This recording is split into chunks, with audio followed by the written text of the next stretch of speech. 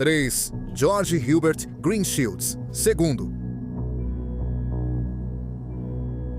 Guava Wine era um festival anual com influência latina e tema de Halloween, celebrado em Tampa, Flórida, especialmente no histórico distrito de Ybor City. Durante décadas, ele era realizado no último sábado de outubro. Em 1989, foi realizado em 28 de outubro. Naquele ano, George Hubbard Greenshields, II de 30 anos, participou do evento. Greenshields era um veterano do exército. Ele serviu por 3 anos, pouco depois de terminar o ensino médio em Guava Wine. Em 1989, Greenshields foi vestido de Coringa. Batman, de Tim Burton, foi um dos maiores filmes daquele ano. O que se sabe é que após as festividades, Greenshields voltou para seu apartamento em Tampa, onde morava sozinho. Os vizinhos disseram que o viram no Dia das Bruxas, mas em algum momento daquele dia, ele aparentemente desapareceu no ar. A mãe dele foi até o apartamento e não encontrou nada de incomum. Todas as roupas e joias dele estavam em casa, assim como as chaves. O veículo dele estava estacionado perto do apartamento. A única coisa que estava faltando no apartamento de Greenshields, além do próprio Greenshields, era a carteira dele. A mãe de Greenshields, Phyllis Faced, disse: "É como se ele tivesse ido à loja e nunca mais voltado." George Hubbard Greenshields, de 30 anos, nunca mais foi visto desde então, e não se sabe o que aconteceu com ele. A mãe de Greenshields não acredita que ele escolheu desaparecer. Ela disse que a família deles era muito unida. Ele tinha um irmão mais velho. O pai de Greenshields morreu quando ele tinha 15 anos. A mãe dele não acha que ele iria embora e nunca mais falaria com eles. Quando desapareceu, Greenshields estava em liberdade condicional. 2 anos antes, em 1987, ele foi condenado a 3 anos de liberdade condicional. Ele havia sido preso por possuir talho sem receita médica. O juiz não registrou um veredicto formal, desde que Greenshields cumprisse sua liberdade condicional sem problemas. Greenshields comparecia regularmente ao agente de condicional. O agente de condicional disse que nunca teve problemas com Greenshields. O agente de condicional também achou estranho que ele tivesse desaparecido. Ele disse que seria surpreendente se ele fugisse por causa da condicional, pois estava fazendo tudo certo e já perto do fim. Inicialmente, a polícia não levou o desaparecimento de Greenshields a sério. Eles disseram à mãe de Greenshields que ele era um homem de 30 anos e, se quisesse desaparecer, ele podia. Então, a polícia não investigou o desaparecimento dele. A mãe dele acabou contratando um detetive particular. O detetive particular investigou por 3 meses sem encontrar sinais de Greenshields. Cerca de meio ano depois do desaparecimento de Greenshields, próximo ao Dia das Mães, a mãe de Greenshields, Phyllis Faced, recebeu um telefonema perturbador. A pessoa que ligou disse que o corpo do filho dela tinha sido visto boiando no rio Miami. Ela recebeu uma ligação parecida por volta de 1º de outubro de 1990, que era o 31º aniversário de Greenshields. Não se sabe se as ligações estão relacionadas ao desaparecimento de Greenshields ou se foram apenas trotes cruéis. Nos últimos 26 anos, nenhum vestígio de George Hubbard Greenshields foi encontrado. Não se sabe o que aconteceu com ele. Sua mãe diz que espera que ele ainda esteja vivo. Se ele estiver vivo, ele teria 66 anos de idade. 2. Jeremy Jornada. Bemidji é uma cidade no sul de Minnesota. O lago Bemidji deságua no rio Mississippi, então a cidade tem o apelido de a primeira cidade no Mississippi. Na noite de Halloween de 2016, Jeremy Jourdain, de 17 anos, estava na casa da irmã dele, em Bemidji, para uma festa. De muitas maneiras, Jeremy era um adolescente típico. Ele era ativo nas redes sociais e gostava de jogos online. Ele também era focado nos estudos. Jeremy tinha cerca de 1,93 metros, ou 1,96 metros de altura. Ele esperava jogar basquete na faculdade. Nada fora do comum aconteceu na festa, e Jeremy parecia estar se divertindo.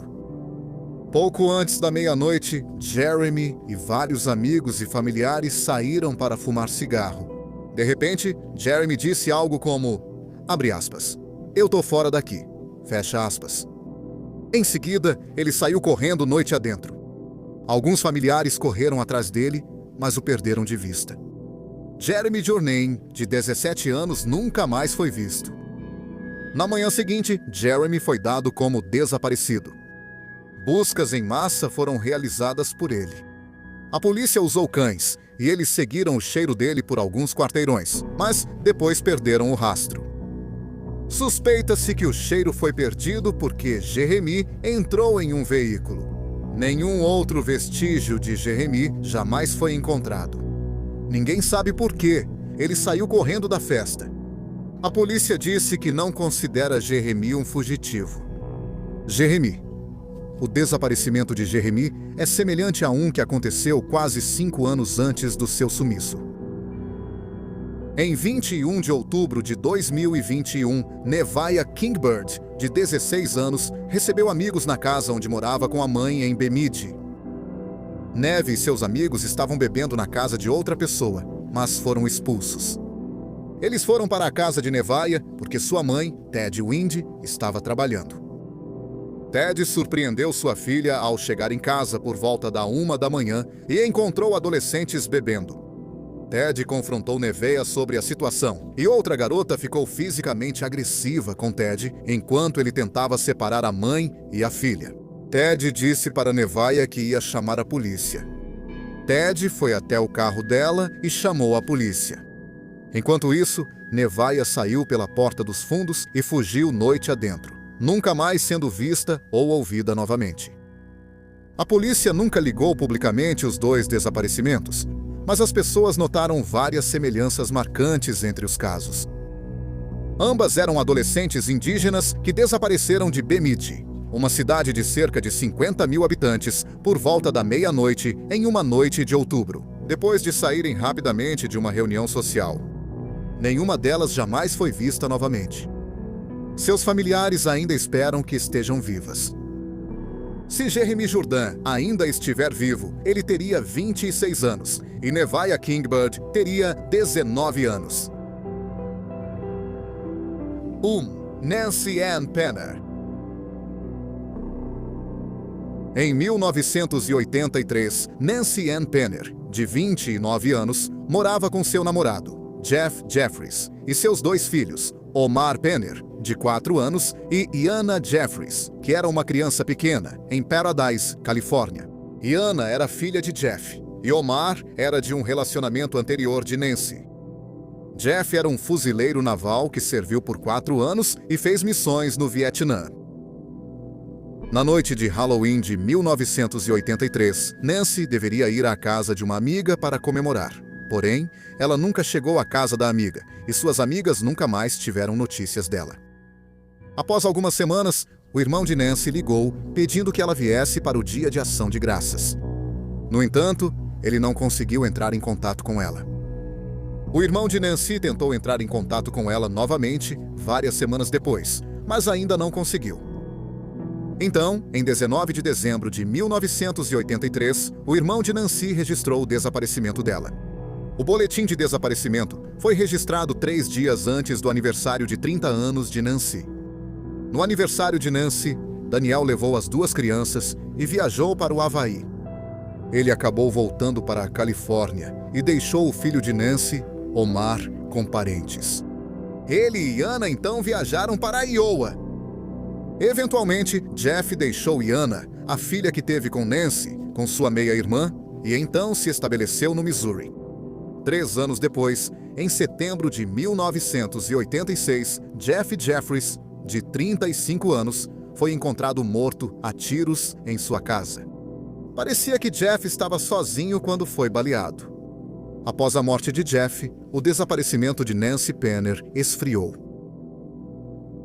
O filho de Nancy, Omar, foi adotado e seu nome foi mudado para Daniel Penner Klein. Daniel teve o que ele descreveu como uma vida normal. Ele foi para a universidade e se formou em jornalismo em 2010, 27 anos depois do desaparecimento de sua mãe. Daniel, agora com 31 anos, sentia que deveria usar seu nome de nascimento, Omar, e estava tentando voltar a usar esse nome. Ele também teve uma crise nervosa. Ele foi para a terapia e contou ao seu terapeuta que sua lembrança mais antiga era da noite de Halloween, de 1983, quando sua mãe desapareceu. Ele disse que se lembrava do braço de Jeff atrás do vaso sanitário, mas não sabia por que sua meia-irmã, Iana, estava chorando. Então, de repente, Jeff estava atirando com uma arma. Sua mãe saiu correndo de casa, segurando um dos braços. O terapeuta de Daniel o colocou em contato com um grupo de apoio a vítimas, que o conectou com um detetive do departamento do xerife do condado de Bo. Daniel soube pelo arquivo do caso que a polícia revistou a casa de sua família. Embutida no armário do banheiro, eles encontraram uma bala. Daniel também soube que, antes de Jeff morrer, ele havia escrito uma carta, onde dava um motivo para sua decisão. Ele disse que foi por causa de um término com uma mulher. No entanto, se a carta especificava qual mulher, isso não estava no relatório policial. O detetive também disse que havia uma anotação no arquivo do caso para verificar os poços de mina.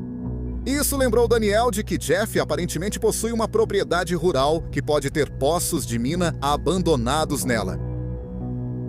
Após se reunir com o detetive, Daniel continuou investigando o desaparecimento de sua mãe. Ele conversou com a meia-irmã de Jeff, que havia criado sua meia-irmã, Iana. A meia-irmã de Jeff disse a ele que Jeff falava muito pouco sobre o desaparecimento de Nancy. Jeff disse a ela que um dia chegou em casa e encontrou manchas de sangue na casa. Nancy sumiu e ele não sabia o que aconteceu com ela. A meia-irmã de Jeff também contou outra história que aconteceu quando ela estava cuidando da Iana, pouco depois que Nancy desapareceu. Ela contou que levou Iana, de 3 anos, para ver fogos de artifício. Os estrondos altos dos fogos de artifício assustaram ela. Ela tapou os ouvidos e gritou o mais alto que pôde. Daniel também descobriu que Jeff tinha uma propriedade rural no condado de Tehama, que faz fronteira com o condado de Bué. Jeff era o proprietário. Com Nancy e outro homem, o outro homem ainda era dono da terra. Daniel falou com ele e perguntou se havia algum poço de mina na propriedade, e ele disse que não havia. Daniel também perguntou se o corpo da mãe dele poderia ter sido escondido em algum lugar da propriedade. O homem não achava isso. Ele disse que o terreno era muito acidentado e daria muito trabalho transportar o corpo até lá. Na época, a única maneira de acessar a propriedade era a cavalo. Daniel observou que sua mãe realmente tinha um cavalo. O proprietário da terra também disse que vem desenvolvendo o terreno nos 27 anos desde que Nancy desapareceu e não encontrou nada de incomum.